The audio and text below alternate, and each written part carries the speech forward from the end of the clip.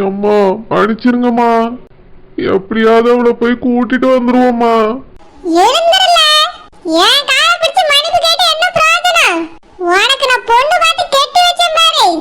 ஏன் புத்திய செருப்பால அடிக்கணும். அம்மா வாங்கம்மா, மறுபடியும் போய் அவளை கூட்டிட்டு வந்துருவோம். இதுக்கு மேல நான் குடிக்கவே மாட்டேம்மா. மன்னிச்சிருங்கம்மா. நீ மன்னிப்பு கேட்டா நான் மன்னிச்சிருவேன். ஆனா அந்த வீட்ல உள்ளவங்க மன்னிப்பாங்களா? ஏற்கனவே ஒரு தடவை இப்படி நடந்ததுக்கே அப்பா அவ்வளவு கோவப்பட்டாவ. அவிட்ட அவ்வளவு கெஞ்சின பிறகுதான் மவளை விட்டாவ. இன்னொரு தடவை இப்படி நடந்தா நடக்கிறதே வேறன்னு சொல்லி தான் விட்டாவ. அப்படி இருந்தா நீ தேனம் தானே குடிச்சிட்டு வந்துட்டு இருக்க. நான் அவட்ட அது இதுன்னு எதையோ சொல்லி சமாளிச்சிட்டு இருந்தேன். ஆனா நீ காலையிலே குடிக்க ஆரம்பிச்சிட்ட. இப்படி இருந்தா எப்படி எல்லாம் உன் கூட ஒருத்தி வாழ்வா? ஒழுங்கா சம்பாதிக்கிறதா இல்ல சம்பாதிச்ச பணத்தையும் குடிச்சிட்டு வந்துறியா? அம்மா இனி சத்தியமா குடிக்கவே மாட்டேம்மா. போதும், நீ சத்தியம் பண்ணது போதும், என் கால்ல விழுந்தது போதும். மரியாதையா எழுந்துரு. குடிச்சா என்ன பண்ற, யார்கிட்ட பேசுற, எப்படி பேசுற ஒண்ணும் தெரியல. குடிக்கலனா பூனை, குடிச்சா யானை.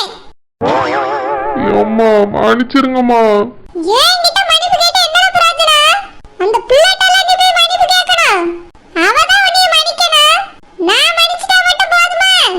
பெத்துட்டேங்கிறதுனால நான் மன்னிச்சிருவேன். ஆனா அவ மன்னிப்பாளா? மன்னிக்க மாட்டாம்மா. அதுக்குதான் நம்ம போய் பேசுவோன்னு சொன்னேன். வா கூட இதுக்கு மேல என்னால வந்து பேச முடியாது. அங்க வந்து பேசினா எனக்கு தான் அவமானமா இருக்கும். போன தடவையே அப்பா ரொம்ப கோவப்பட்டுட்டாவே.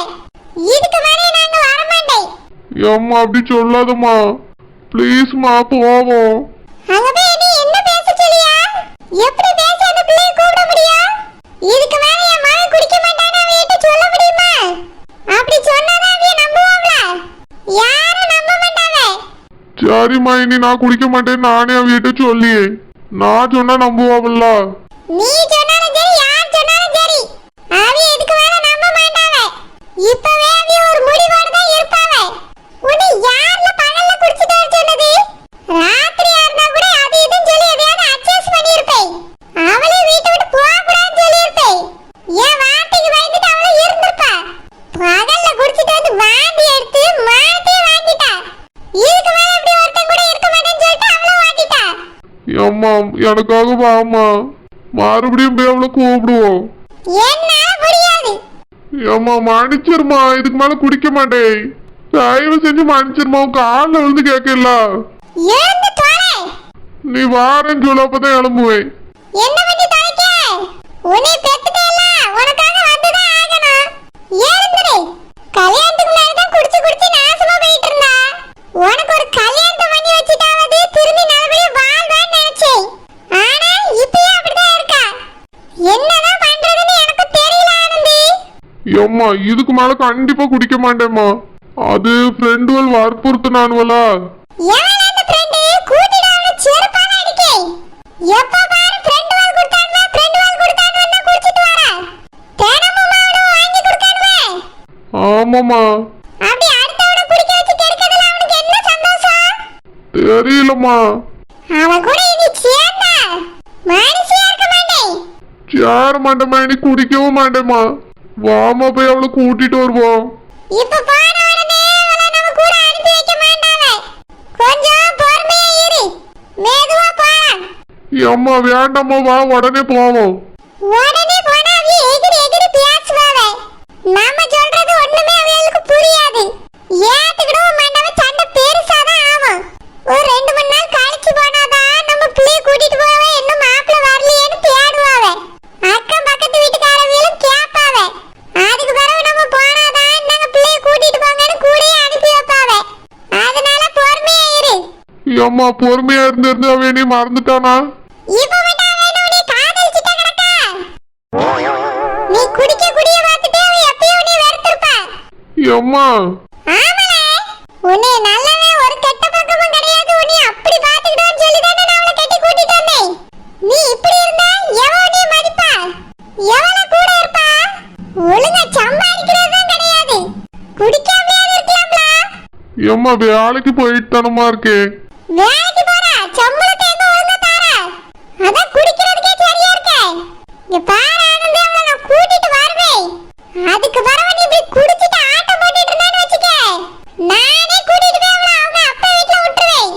நானே இந்த ஆளையாவது பேர் சொல்லிட்டேன். ஏம்மா குடிக்க மாட்டேம்மா, அவளை கூட்டிட்டு வந்துருங்கம்மா போதும். ஓர்மேரி போலாம்.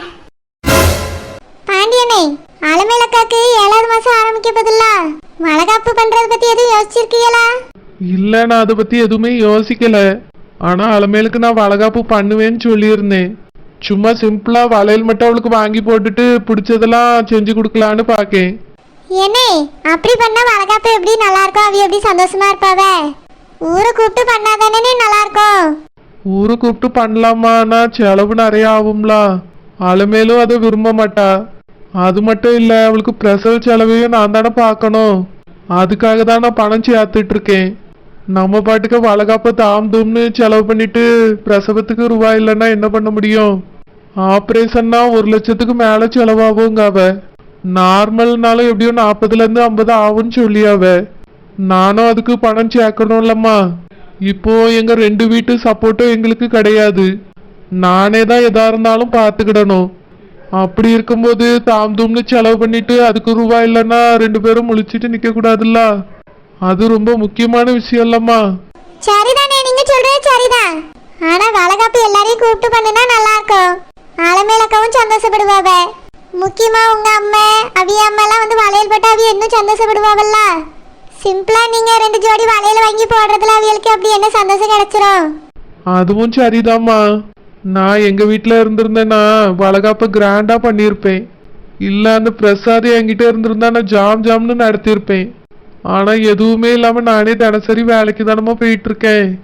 அதான் என்ன பண்றதுன்னு யோசிச்சேன். சரி சிம்பிளா இப்படி பண்ணிடலான்னு நினைச்சேம்மா.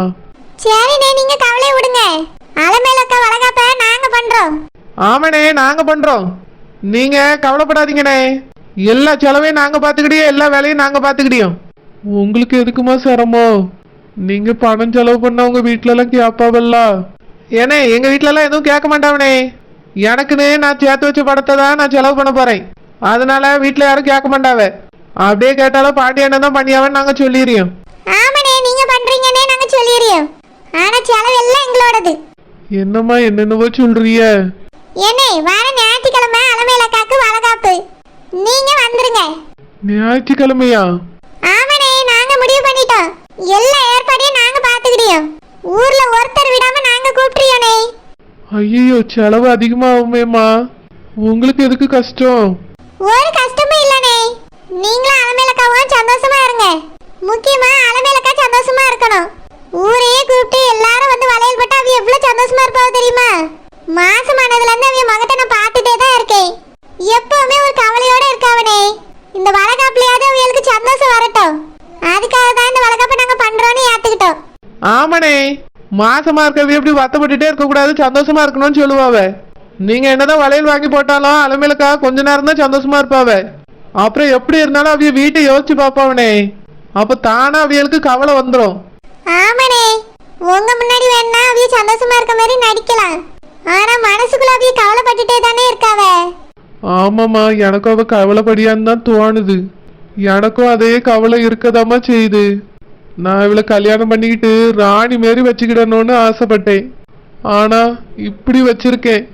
அதை நினைக்கும் போது ரொம்ப கவலையாதம்மா இருக்கு. என்னே, அவ இங்க இருக்கத நினைச்சுல கவலைப்படல. அவிய பிறந்த வீட்ல இருந்தும் சரி, நீங்க பிறந்த வீட்ல இருந்தும் சரி, யாருமே வந்து பார்க்க மாட்டேங்கவல்ல.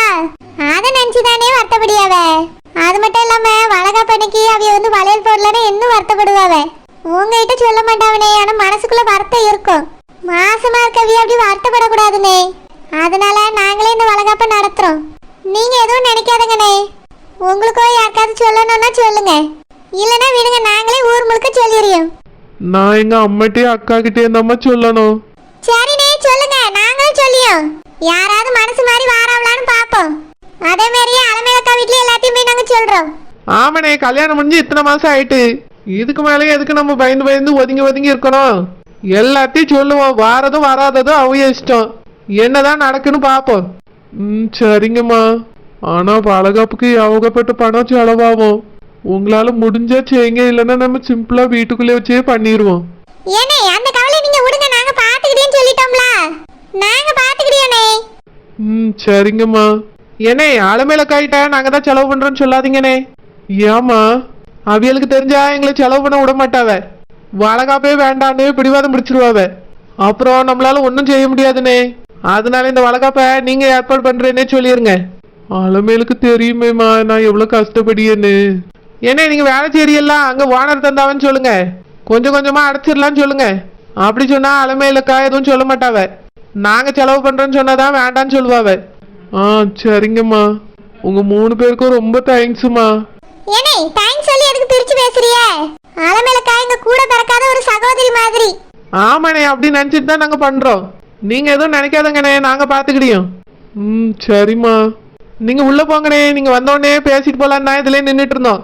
அலமேலக்கா நீங்க காணும் தேட போறாங்க, போங்க உள்ள. சரிம்மா வாரேன். ஓனருக்கா பொசுக்குன்னு ஞாயிற்றுக்கிழமை வளகாப்புன்னு சொல்லிட்டிய, எப்படி ஏற்பாடு பண்றது? நெட்டமாரி நீ என்ன சீக்கிரமா வச்சிரலாம்னு சொன்னா, அதனால தான் ஞாயிற்றுக்கிழமைன்னு சொன்னேன். ஏன் ஏற்பாடு பண்ண முடியாது? இல்லக்கா பண்ணிடலாம். ஊரெல்லாம் போய் சொல்லணும் பத்தியில, அதுக்கு டைம் கிடைக்குமான்னு பார்த்தேன். அதெல்லாம் சொல்லிடலாம். முதல்ல அட்வான்ஸ் கொடுக்கணும் எல்லாத்துக்கும். மோதிரத்தை அடகு வைக்க போவோமா? ஏக்கா எதுக்கா அடகு வைக்கணும்? வித்துடலாம் வாங்க. அடகு வச்சா திருப்பி வாங்கணும்னா வாங்கிடலாம். வித்துட்டா அந்த மோதிரத்தை திரும்ப வாங்க முடியாது சொல்லிட்டேன். எது பண்றியோ யோசிச்சு பண்ணு. சரிக்கா வாங்க போவோம். முதல்ல நேரம் ஆகுது. சரி வா போலாம்.